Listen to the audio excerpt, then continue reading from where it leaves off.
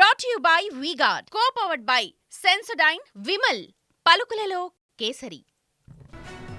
Phone tapping అంశంపై చర్చే అనవసరం అన్నారు కేసీఆర్. అధికారులు చేసేదానికి ప్రభుత్వానికి ఏం సంబంధం అని ప్రశ్నించారు. హోం సెక్రటరీ అనుమతితోనే ఇదంతా జరుగుతుంది అని చెప్పారు కేసీఆర్. కేసీఆర్ ఇమేజ్ ని డ్యామేజ్ చేయాలన్న కాంగ్రెస్ ప్రభుత్వ ప్రయత్నాలు నెరవేరవన్నారు. ఫోన్ ట్యాపింగ్ అంశంపై టీవీ9 లైవ్ షోలో కీలక వ్యాఖ్యలు చేశారు మాజీ సీఎం బీఆర్ఎస్ అధినేత కేసీఆర్. ఫోన్ ట్యాపింగ్ అనేది పరిపాలనా సంబంధమైన వ్యవహారమని క్లారిటీ ఇచ్చారు. ఫోన్ ట్యాపింగ్ ప్రభుత్వం చేయదని పోలీసులే చేస్తారన్నారు. సమాచారం ఎలా సేకరించారో కూడా నిఘా అధికారులు చెప్పరని ఈ అంశంపై చర్చే అనవసరమన్నారు. ఇట్లా అనేక స్థాయిలలో ఈ నిఘా వ్యవస్థ, గూఢచార వ్యవస్థ, వేగులు అనేది ఉండటం అనేది అత్యంత సహజమైనటువంటి విషయం అండి.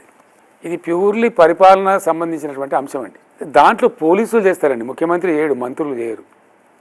ఆ డిపార్ట్మెంట్లో వాళ్ళు ఉచితమని భావించిన దానికి ఏదైనా చేయాలనుకుంటే, ఇంటర్సెప్ట్ చేయాలనుకుంటే, వాళ్ళ ఫోన్ను ఇంటర్సెప్ట్ చేయాలనుకుంటే చేస్తారండి, డెఫినెట్గా చేస్తారు. ఇది చాలా సిల్లీ, థర్డ్ క్లాస్ ఆలోచన లేనటువంటి వాళ్ళు చేస్తున్న ప్రచారము. దీన్ని చర్చ కూడా అసలు వేస్ట్ అండి, మియర్ వేస్ట్. ఎన్ని ట్యాపింగ్లు చేసిందో నాకు చెప్తారండి ముఖ్యమంత్రికి. సమాచారం సేకరించడానికి నిఘా అధికారులు అనేక స్ట్రాటజీలు ఉపయోగిస్తారని, అందులో ఫోన్ ట్యాపింగ్ కూడా ఒకటన్నారు కేసీఆర్.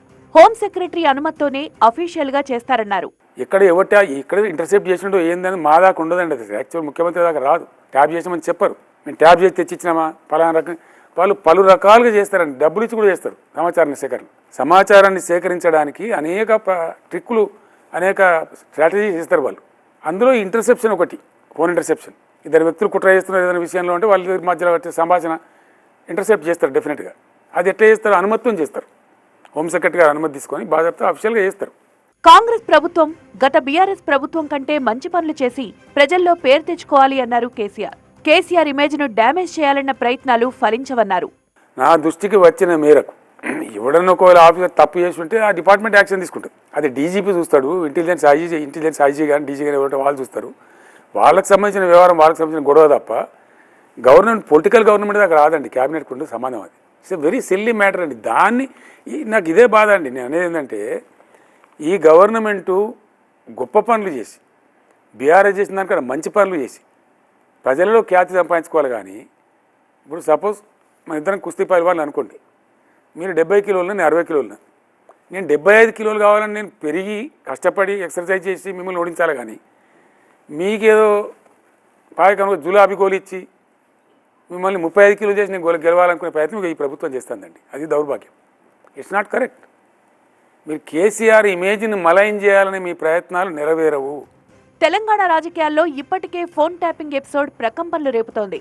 ఈ కేసులో పలువురు అధికారులు అరెస్టు కూడా అయ్యారు. త్వరలో రాజకీయ నేతలకు నోటీసులు ఇస్తారన్న ప్రచారం జరుగుతున్న నేపథ్యంలో టీవీ9 లైవ్ షోలో కేసీఆర్ చేసిన ఈ వ్యాఖ్యలు చర్చనీయాంశంగా మారాయి.